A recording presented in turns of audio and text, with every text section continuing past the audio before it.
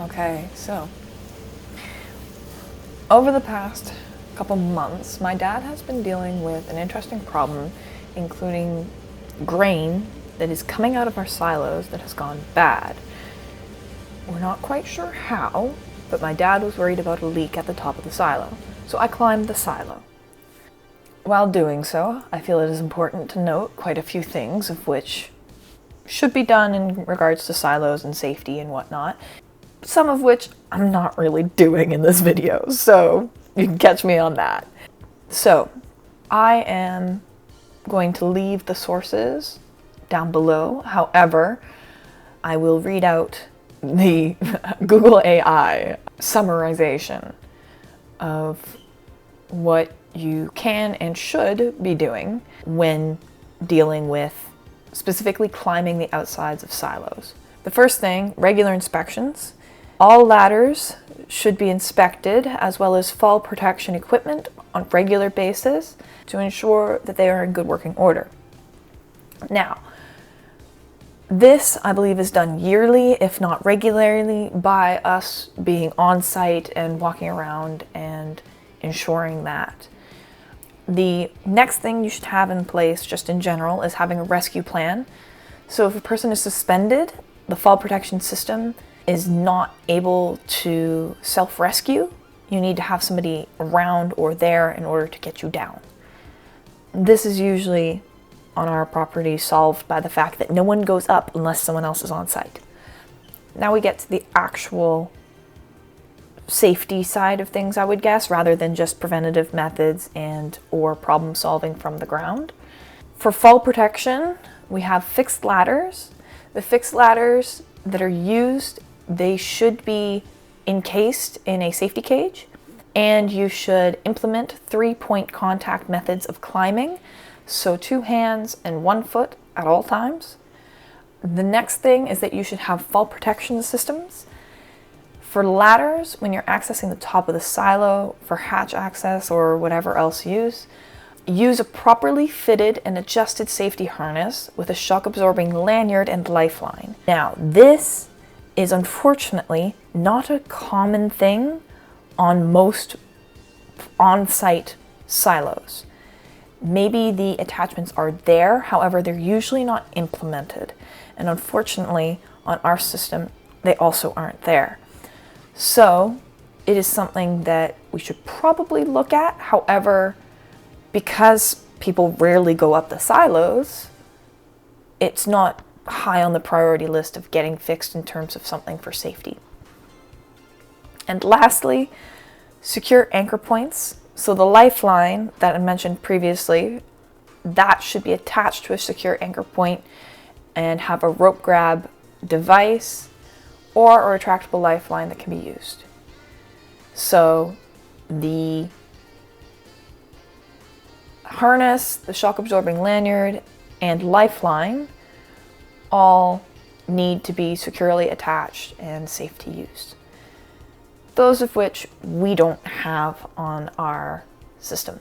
So in the system that we have a rescue plan in place, we have regular inspections, and we have the proper fixed ladders with the proper cages and such. And we implement the 3-point climbing method. However, we do not have the shock absorbing lanyards, the lifeline, or the harnesses.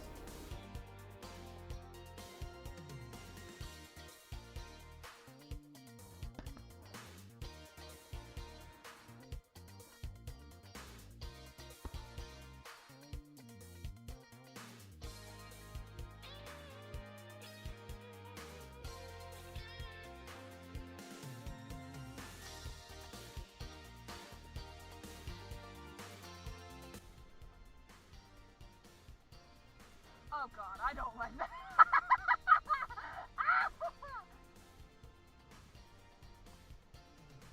Look far and don't look down.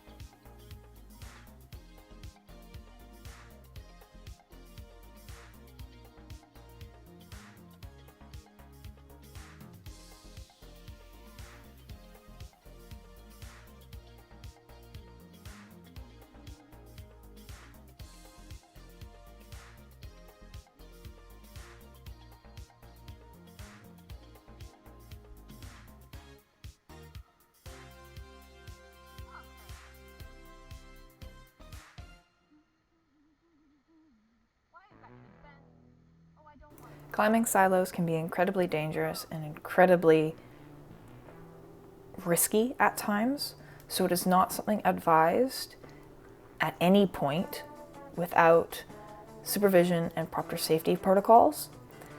In our systems, we thankfully have those, and my only willingness to do this job is because we have those.